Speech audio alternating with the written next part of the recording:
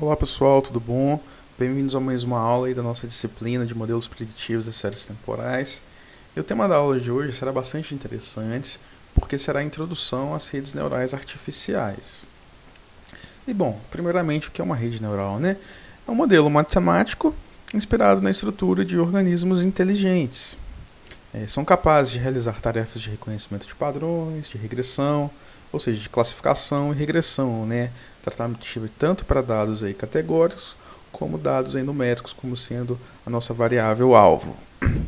E elas são capazes de adquirir o conhecimento através da aprendizagem. O que é essa aprendizagem, né?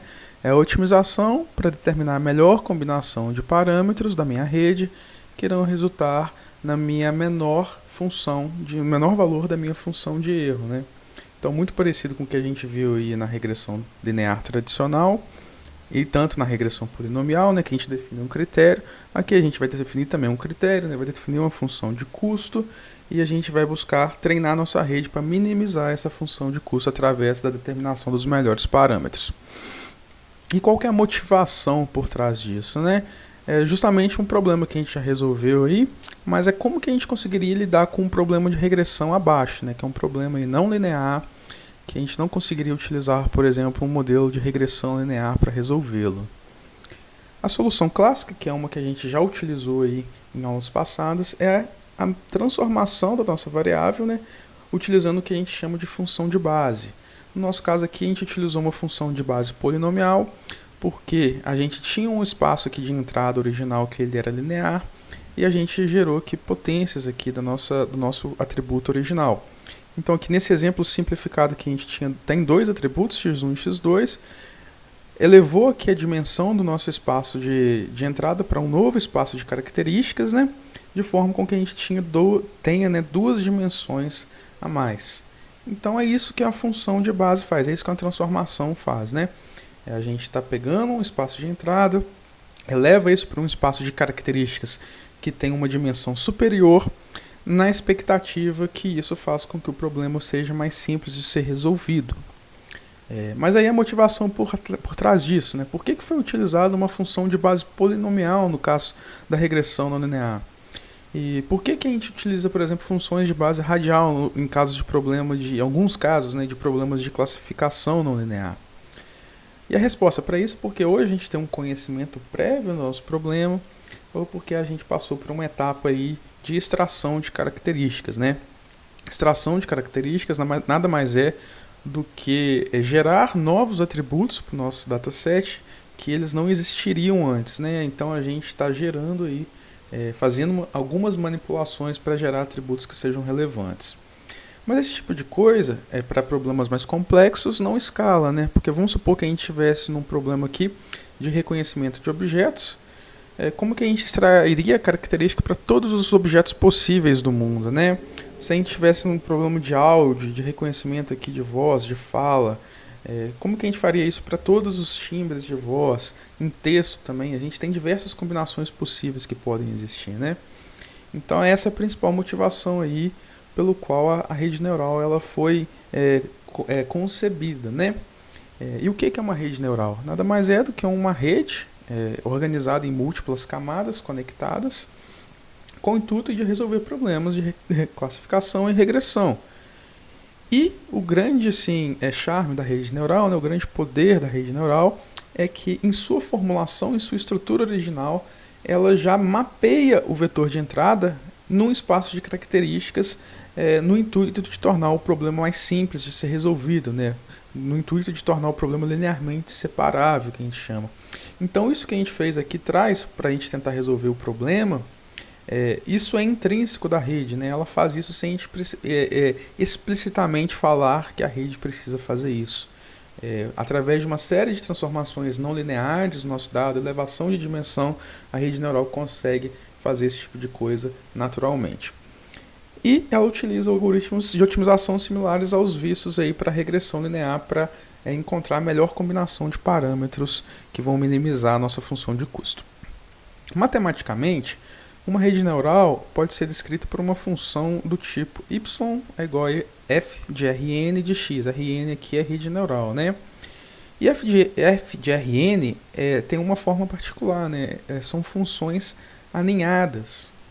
O que é funções aninhadas, né? É uma função de função. Por quê? Como a gente tem diversas camadas na nossa rede, cada camada vai implementar vai aplicar uma determinada função no nosso dado de entrada e fazer transformações consecutivas no nosso dado com o intuito de resolver o problema, né? De elevar a dimensão para tornar o problema mais simples de ser resolvido. E o que cada função dessa faz, né? O que cada camada da minha rede vai fazer? Ela vai aplicar uma função basicamente desse tipo. Ela vai receber aqui um determinado input, que é o dado pelo meu valor z, que ele vem da minha camada anterior, e ela vai aplicar aqui alguns pesos, que são as conexões aqui da minha rede. Esse Bzinho aqui significa o termo de bias, né? Só o termo constante da minha rede. Então, muito parecido lá com a nossa regressão linear, quando a gente tinha o nosso beta zero, esse bias aqui é justamente isso, é só para contabilizar esse termo constante. Então, nada mais é do que ele está fazendo aqui, está pegando os inputs, multiplicando por um peso, somando esses valores, né, e aplicando aqui uma função g, que a gente vai ver já o que ela significa. E o W e o B são justamente os parâmetros que a rede neural vai aprender durante o treinamento. Então é justamente isso aqui, esses atributos aqui, esses valores aqui, melhor dizendo, que serão otimizados através do treinamento da rede. Então aqui de forma agora mais ilustrativa, né? Uma rede neural ela tem aqui um conjunto de entradas, essa quantidade de valores aqui é a nossa quantidade de atributos do nosso modelo. Cada atributo aqui, esse aqui é uma rede MLP, né? Multilayer Perceptron. Cada neurônio desse é o que a gente chama aqui de perceptron. Ela é totalmente conectada, então todos os nós conectam com todos os nós da camada subsequente. E cada camada vai implementar aquela função ali que a gente viu anterior, né?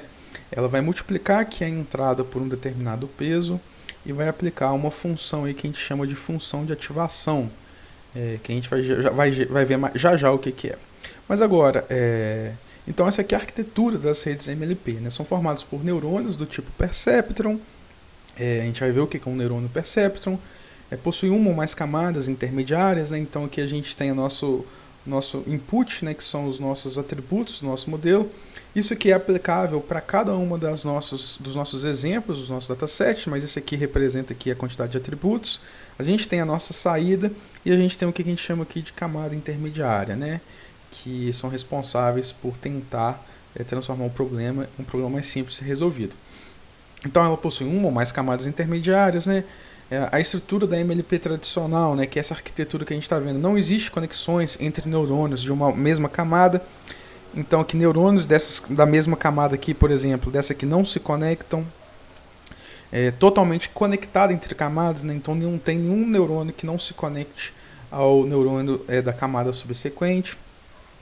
E cada conexão, melhor dizendo, né, possui um peso associado, né, que ele vai multiplicar o input e vai ser o input da função de ativação do neurônio. Então aqui olhando para o neurônio em si, né, que é a menor estrutura aí da nossa rede, esse aqui é o neurônio perceptron, né? Qual que é a função do neurônio? É receber, processar e transmitir um sinal. Então se a gente fizer a analogia, né, o que o neurônio recebe uma sinapse e transmite aí uma sinapse. Então, aqui é basicamente a mesma coisa. Então, vamos supor que a gente tem aqui um conjunto aqui de atributos que a gente está recebendo, que vai de 1 até d. Esses atributos são alimentados aqui, são multiplicados pelos pesos. Esse aqui é o nosso bias, né, que eu mencionei para vocês, é o termo aqui θ0, o termo constante, ele vai ser sempre igual a 1. Tem uma função aqui de agregação, que é a soma, e em seguida passa por uma etapa aqui de transformação não linear do dado, que é onde está o poder da rede neural, que é essa transformação não linear no dado, através dessa função g, que é uma função de ativação, que permite a gente resolver problemas complexos, né? Então, de forma bem simplificada, matematicamente, a gente poderia escrever esse problema como x transposto θ aqui para cada um dos nossos exemplos, né, do nosso problema, aplicado a uma função de ativação g. E a função de ativação, ela pode assumir algumas características, né? Ela tem algumas características. A função de ativação, de forma bem simplificada, ela que determina se um sinal ele vai ser propagado, se ele vai ser retido, em qual intensidade esse neurônio vai transmitir esse sinal que ele recebeu. Então ela tem essa característica aqui. Então um exemplo de função de ativação, a gente tem a função de ativação sigmoidal, que ela é muito parecida com a da regressão logística, que a gente vai ver depois. Então ela tem uma característica que ela varia de 0 até 1. Então quando a gente aplica essa função aqui no nosso dado, é meio como que se a gente estivesse falando, se o 1 aqui significa que vai passar todo o sinal, o 0 significa que não vai passar nada. E aqui em valores intermediários a gente determina a intensidade com que esse valor está sendo passado. A gente tem a tangente hiperbólica, que é muito parecida com a sigmoidal, só que ela aqui no caso ela é simétrica, porque ela varia de menos 1 a 1. Tem a ReLU, que também aqui ela bloqueia o sinal até 0 aqui, por exemplo. Pode ser aqui um outro valor, mas aqui no caso é 0. E ela permite que um valor passe aqui na sua integridade a partir aqui de um determinado valor. Tem a linear, tem a RBF, tem assim, diversas. Essas aqui são as principais funções de ativação. Existem variações delas, mas o principal objetivo delas é justamente esse, né? Dizer, né, através do aprendizado, da otimização, se ele vai transmitir ou não um sinal. E é esse que está o grande poder da rede, porque essa transformação que a gente faz no nosso espaço de entrada, essa transformação não linear, então tirando essa função que é linear, né, todas as outras não são, e é isso que faz com que a gente consiga fazer com que o nosso problema, pode ser um problema difícil na entrada, a gente mapeia ele num espaço aí de características através das nossas múltiplas camadas, dos nossos múltiplos neurônios. Às vezes não precisam de tantas camadas em muitos neurônios, mas só alguns já faz com que a gente consiga levar a dimensão do nosso problema, e através dessa transformação não linear que a gente consegue levar um problema difícil e transformá-lo num espaço de características que seja simples de ser resolvido. Então é parecido com o que a gente já viu quando a gente fez a aula prática, por exemplo, elevar ao quadrado. Aqui ele está fazendo isso aqui de forma automática através de múltiplas transformações não lineares no nosso dado. E qual que é a função das camadas intermediárias, né? As camadas intermediárias geram codificação interna para os padrões de entrada. Então a gente está recebendo o dado de entrada e ela está mudando aqui a estrutura desse dado para que a gente consiga ter um poder preditivo aí maior, né? E o poder da rede neural, né, que existem algumas provas matemáticas disso, né, que chama o teorema da aproximação universal das redes neurais, que diz que uma rede com uma camada escondida intermediária, ela pode aproximar qualquer função contínua. E isso é muito poderoso, né, porque a gente, pode ter uma rede com um problema, né, um dado com a complexidade que for, teoricamente, com uma camada e com um número de neurônios adequado, a gente consegue aproximar essa função, né?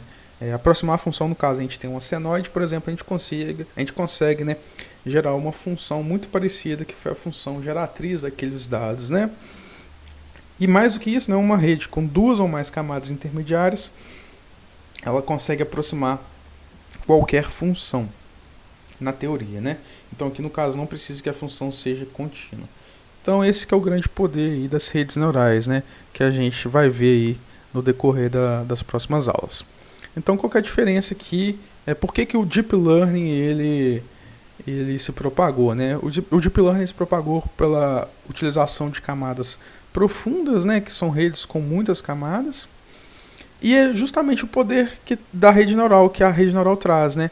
Porque toda etapa aqui de extração de características, a rede neural já consegue fazer isso automaticamente, dependendo da forma com que você organiza essas camadas, né? Então aqui é um exemplo, aqui, por exemplo, de classificar se é um carro ou não é um carro, né?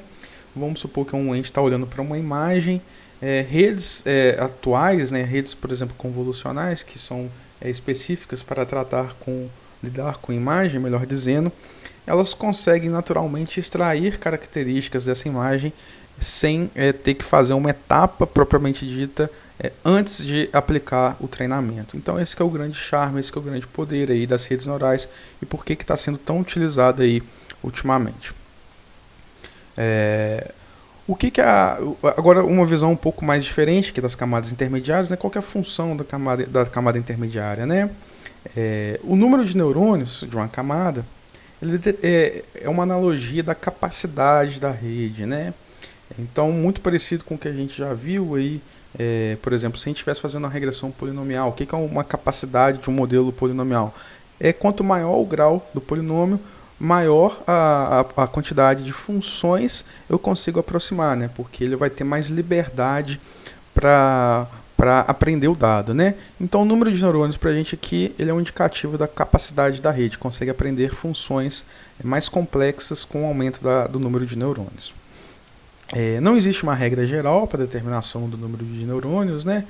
E em geral a gente tenta, né, tendo em mente o dilema viés e variância, a gente tem que buscar uma rede que tenha um bom poder preditivo, mas também a gente busca aí, minimizar a complexidade dessa rede, porque a gente não quer cair no problema de ter uma rede com overfit, né, que ela simplesmente aprendeu o dado de treinamento. Bom, pessoal, a gente viu aqui uma breve introdução às redes neurais. E na próxima aula a gente vai ver como que a gente consegue usar uma rede neural aplicada à regressão. Até a próxima aula, pessoal.